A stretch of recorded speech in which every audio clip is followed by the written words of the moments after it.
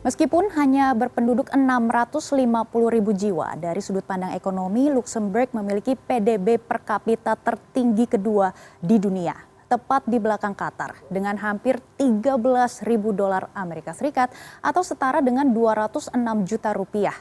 Meski memiliki jumlah populasi yang berbeda cukup signifikan, Indonesia dan Luksemburg memanfaatkan potensi nilai ekonomi dan juga kerjasama ekonomi kedua negara ini justru meningkat di tengah gempuran pandemi COVID-19. Bagaimana pencapaian diplomasi Indonesia-Luksemburg? Berikut ini cuplikan wawancara produser lapangan CNN Indonesia Fina Nabilah dengan Menteri Luar Negeri Luksemburg, John Asselborn. Nilai investasi antara Luksemburg dan Indonesia meningkat sebesar 732% di kuartal pertama pada tahun 2023 apabila dibandingkan dengan tahun lalu. Bahkan nilai perdagangan antara kedua negara naik 15% selama 5 tahun. Lalu apa saja pembahasan hubungan ekonomi antara Indonesia dan Luksemburg? Kita akan membahasnya dengan Menteri Luar Negeri Luksemburg, His Excellency John Asselborn. Thank you for the opportunity, Minister. Minister, let's talk about our economic diplomatic ties. There was an increase number about 732% in the first quarter in 2020. It's such a big number, such a big value, despite all the COVID-19 challenges, the restrictions that we are facing. First of all, you know that we are an important financial place in Europe and in the world. On investment, we are number 2 after the United States. So problem is we have a lot of money in Luxembourg, but it is not our money. Second thing, yes, we are number 7 concerning the investors in Indonesia. We are proud, and I think we can even do better in the future. So, as I told you, the European Investment Bank is not our bank, but she's located in our country. That's a very important instrument that we have as European Union to bring things in a better direction. Our stock exchange in Luxembourg, as I told you, with the green bonds, a lot can be done concerning the fight against climate change, or in favor of climate change. And here in the future, I think there are other possibilities. Now, immediately after of this interview, I will go to an hospital, Darmain Hospital. And there is a very important society, Be Medical, from Luxembourg, a company from Luxembourg. And this company is trying to develop the cold chain. How do you say the cold chains? So they have refrigerators for instance, for the vaccines, but also for blood. They have a good cooperation with the Red Cross of Indonesia. And this cold chain is important for your country here and for other countries, and here I think we can have very good cooperation. On the students, we didn't spoke about this, but you've mentioned on the joint statement about for the young generation. Yes. Which can you elaborate about that one also? Our meeting this morning with the young generation was that yes, Diplomasi is a very important instrument. You know that at this moment, we speak in the European Union as foreign ministers to be ready to promote ammunition and arms to a country that is aggressed, Ukraine. And that is, I think, not our role. We are forced in this role. Our role is, as foreign ministers, to try with diplomatic means to avoid a war, or if the war happened, to finish the war. And I said to the young people here in Indonesia, as I say to the young people in Europe, we have to protect our values, and we have to repeat that if your common generations and our common generations want to live in peace, then we have to defend our values, above all the values. It cannot be accepted that those who have military means that they can violate the sovereignty of a country. That's number one. And number two is the rights of the minorities, the rights of women, the rights of children. All these very important rights for human rights, we have to respect them.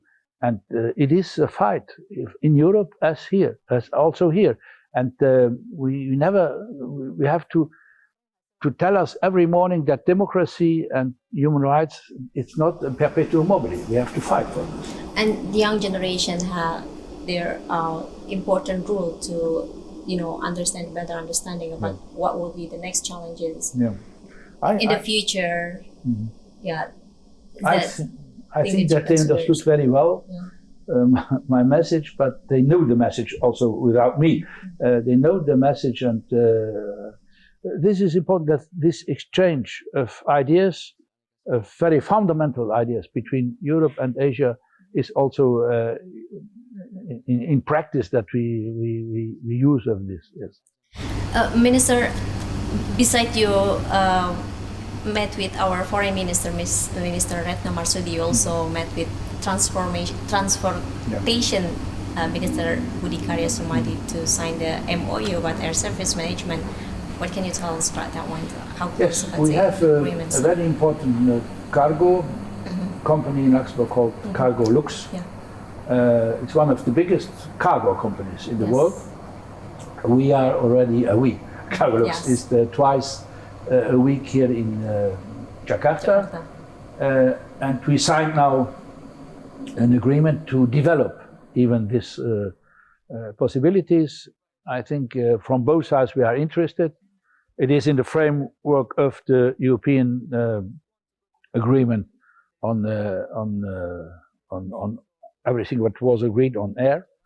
So I think that's a wonderful thing, and it is in the interest of our economies, but also in the interest also this contact from people to people, that you have to know here that Luxembourg exists, and we have to know that your country is a very, very important country for Asia, and that it could be a hub also for the transport of goods from Europe to Asia. Asia is and cannot only be China. You see, in the last decades, in a lot of countries in the European Union, it was China. Yeah. China is important and will remain important. But besides China, we have also other countries in Asia. Indonesia is also one of you are number 4 in the world, huh? Yes, and the biggest in ASEAN. Yes. You are number 4, I think, after US, China, India, US, and you are number 4. What can you tell to our viewers that Indonesian people should visit Luxembourg, a country with rich with historical buildings? Yes, if you are in Luxembourg, 20 minutes travel and you are in another country. So you are in Belgium, you are in France, or you are in Germany, 20 minutes from every place where you are in Luxembourg. So it's I think 100 kilometers, 60 kilometers, but it is a country with a very, very important history, as you told me, Middle Age and even later. So we are not the third, but there are 3 capitals in the European Union: Brussels, Strasbourg, and Luxembourg. We have, I think, 170 nationalities in this country, and half of our population is not Luxembourg. They have another nationality or a double nationality. For instance, we have more than 100,000 Portuguese people in Luxembourg, but a lot of people also from Asia. We have language is very complicated. Our national language is Luxembourgish. Our laws are in French. Our newspapers in German. And then I could continue, but you know that on the finance world, the world of finance, it's English, but also other languages. So we are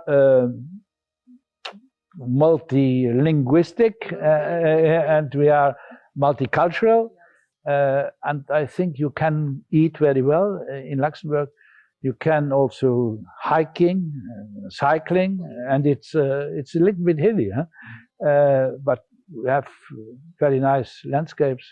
So it's a little bit different from your country. We have other, let's say, other views. But if you want to study a little bit European history, Luxembourg is a good country to do it. And to eat very well. Okay. European Luxembourg, yes. It will be my next holiday trip plan. Minister John Asselborn, thank you very much for the opportunity, for the explanation, and talking about our diplomatic ties, economic ties. I hope you have a very great day here in Indonesia. And thank you for the explanation. Berikut wawancara kami CNN Indonesia dengan Menteri Luar Negeri Luxembourg, John Asselborn. Terima kasih.